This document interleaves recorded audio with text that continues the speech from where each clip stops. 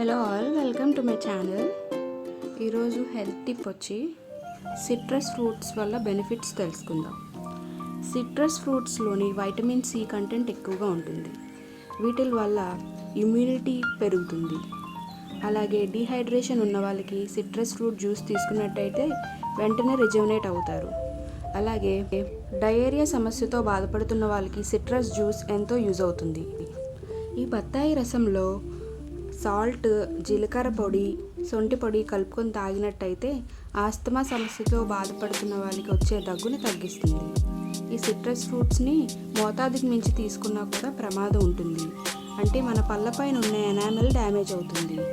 ఇవ్వండి citrus fruits యొక్క benefits.